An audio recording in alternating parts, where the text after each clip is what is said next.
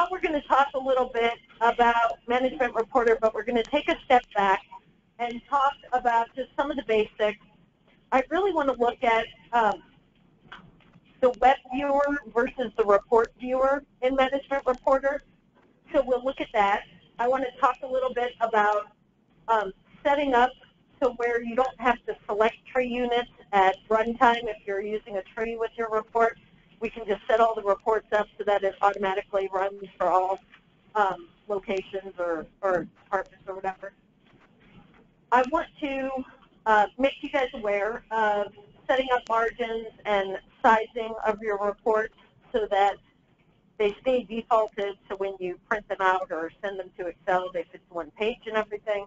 Again, these are calls and things that we get in, so let's cover it. And then I want to talk about, to show you guys, a weekly sales report. So Management Reporter actually has the ability to do daily or weekly reporting. It doesn't have to just be monthly or period, as we so often do. So here's the difference in a nutshell. And once we get through the slides, I'm going to actually hop into Management Reporter and we'll look at some of the options.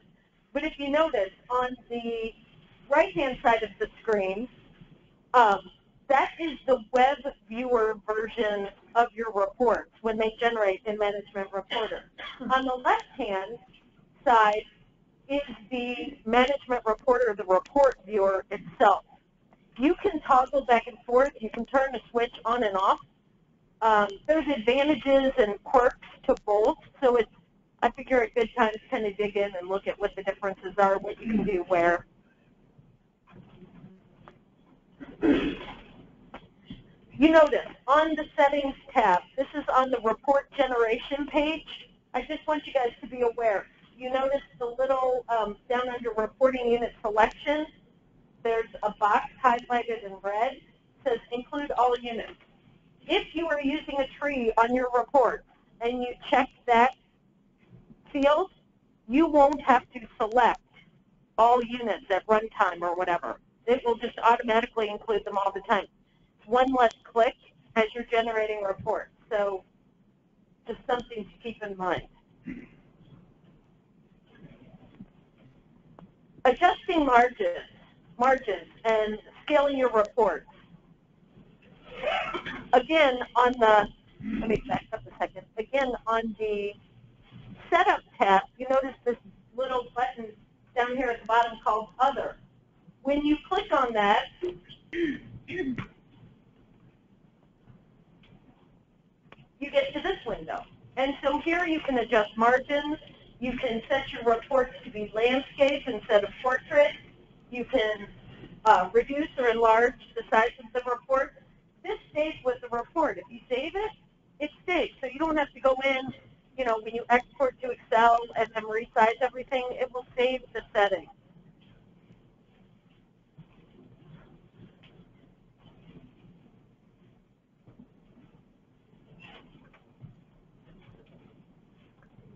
And then lastly, like I said, we're going to look at creating a weekly sales report. I thought this was kind of cool because, like I said, most of the time when you're in Management Reporter, you're running period balances, year-to-date. But we don't often use Management Reporter to break the information up into weeks, days, whatever. And we have the ability to. So we're going to look at some of the settings to create that. So,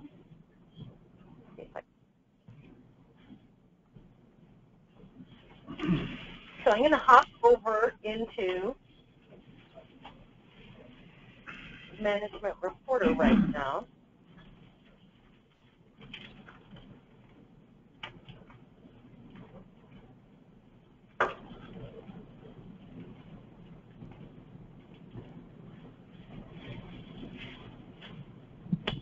All right, hang on.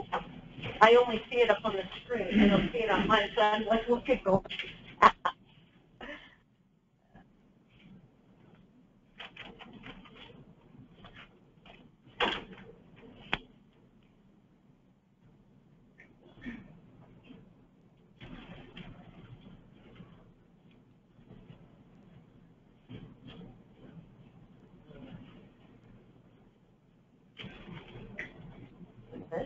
Why can't even make it? It's stuck in.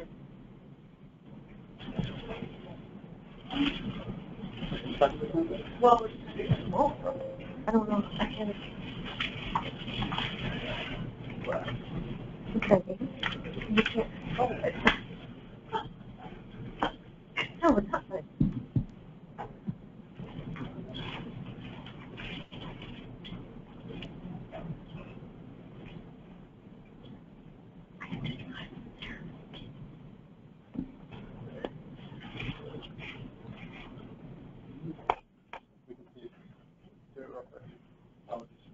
Hang on, sorry.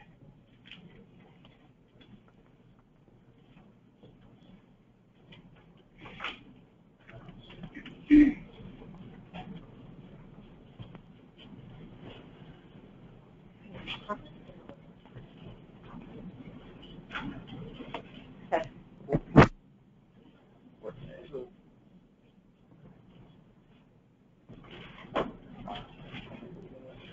Look at you. What PowerPoint looks like. Okay, yeah, we'll figure that out later. Okay. Sorry for the interruption.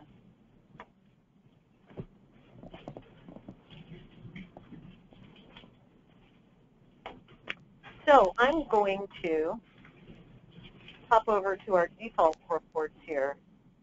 And I'm going to open up this weekly sales report. So we'll talk about some of the components that make up the weekly sales report, how we get weeks in columns. Again, we're going to open up our columns layout. So I'm going to click on the button here next to columns. And you notice I just have 4 columns going across. Down here, I get to enter a start date and an end date. And you notice it's generic. Day 1 to day 7 is going to populate column B. Days 8 through 14 will be in column C. 15 to 21, column D, and then 22 to 31. Not too hard, which is what we like. We like things easy. You notice also up at the top, the column header is start date and end date. So when I generate this report, if I generate it for May, the column heading is going to say May 1st through May 7th.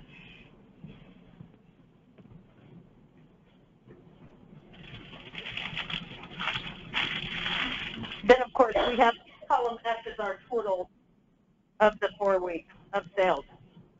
So I just thought that was kind of cool. Like I said, a lot of times we don't split out management reporter reports into smaller buckets than months, but it may be useful to some people.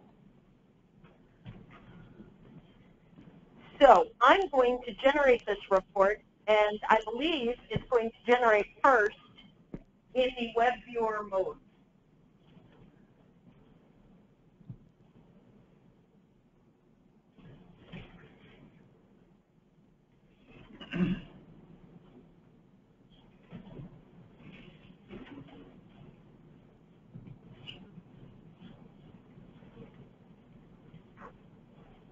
Okay, so this is the web viewer.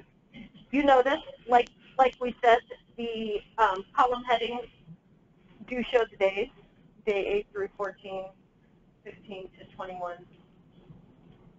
So web viewer, how many people right now are generating their reports via the web viewer, or do you all use the report viewer option? Do any of you like this view? Do you not like it, or do you just not? I don't like the web view. I know, a lot of people don't.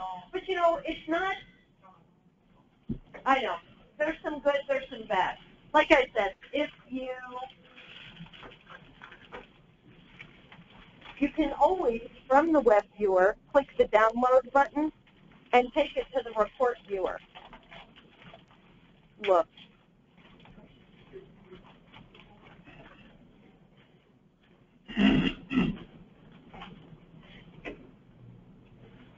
So, and then this is the report viewer.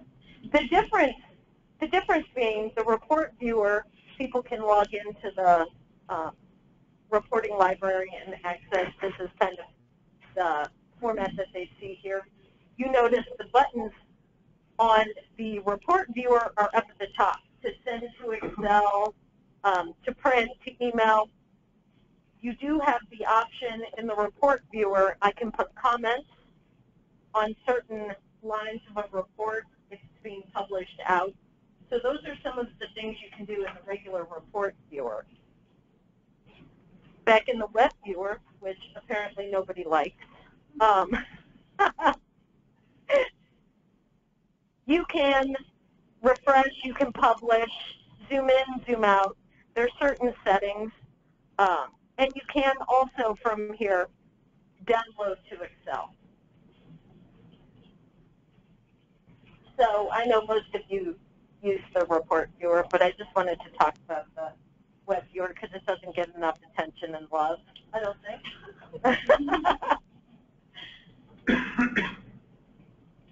So any questions on